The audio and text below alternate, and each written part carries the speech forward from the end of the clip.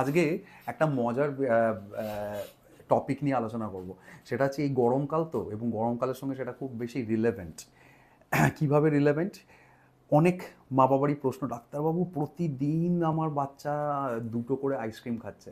So এই ice cream খাওয়ার সঙ্গে ঠান্ডা লাগার কোনো সম্পর্ক আছে কিনা, সেইটা হচ্ছে আজকের প্রশ্ন। কারণ এটা খুব কমনলি এই ওয়েদারে বাচ্চাদের মা বাবারা ফেস করেন যে তার বাচ্চারা আইসক্রিম চাইছে এবং আইসক্রিম খাচ্ছে। যে এই ব্যাপারে এটাও একটা মিথ আমি বলবো যে ঠিক না ভুল। আমি আগে প্রচুর মিথ নিয়ে আলোচনা করেছি। এখানেও যেটা খুব ইম্পর্টেন্ট আমার বলার, যে আইসক্রিমের সঙ্গে কিন্তু ঠান্ডা লাগার কোনো সম্পর্ক নেই। There is no relation with that যে আইসক্রিম খেলেই সেই বাচ্চাটার ঠান্ডা লাগবে। আইসক্রিম খেলে যেটা হয়, যেহেতু ওর মধ্যে একটা ডেয়ারি প্রোডাক্টস আছে, ক্রিমস আছে, সেটা কি করে একটা রিফ্লাক্স বাড়ায়, অ্যাসিড রিফ্লাক্স। হ্যাঁ, এই রিফ্লাক্স বাড়ালে কি হয়, রিফ্লাক্সেও অনেক সময় কাশি হতে পারে। কিন্তু this is not like that যে আইসক্রিম খেলো মানেই তার সর্দি কাশি, নাক দিয়ে জল পড়া, তার গলায় টনসিল ফুলে যাওয়া হবে না। অনেক সময়ই আমরা বলি যে ধরুন ভেতরে যখন ইনফ্ল্যামেশন হয়, এই যে টনসিল ফনসিল, cold things will work more rather than the hot things. মানে ঠান্ডা জিনিস ইনফ্ল্যামেশন কমায়, গরম জিনিস ইনফ্ল্যামেশন বাড়ায়, ফোলা বাড়ায়। হ্যাঁ, তো সেই জন্য সেদিক থেকে কিন্তু ice cream is not like that যে আইসক্রিম খেলেই হবে।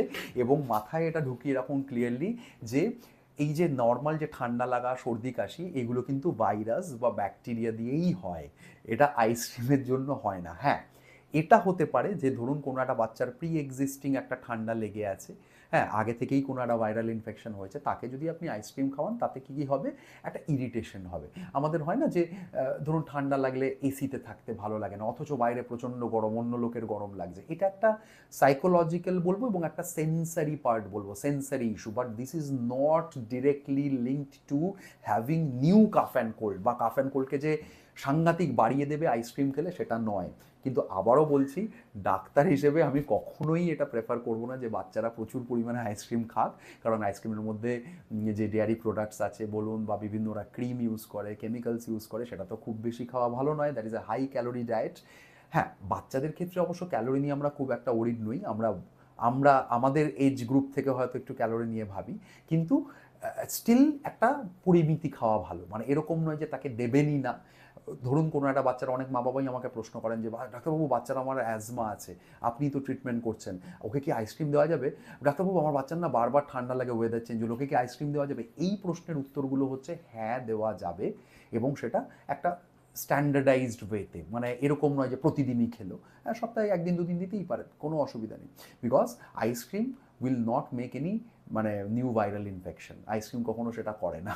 তো এটাও আশা করি একটা মজার একটা মিথ আপনাদের মনে হলো যে আমি আপনাদের সঙ্গে একটু শেয়ার করি। ডে টু ডে লাইফে আপনাদের মনের মধ্যে একটা এরকম একটা কনফিউশন থাকে। So thank you so much এই ভিডিওগুলো দেখার জন্য। আমার পেজটাকে প্লিজ সাবস্ক্রাইব করুন, এবং সবাই সুস্থ থাকবেন, সবাই ভালো থাকবেন। এখন যা গরম পড়েছে, জল বেশি করে খান, that is very important, hydration যাতে ঠিক থাকে। So thank you so much.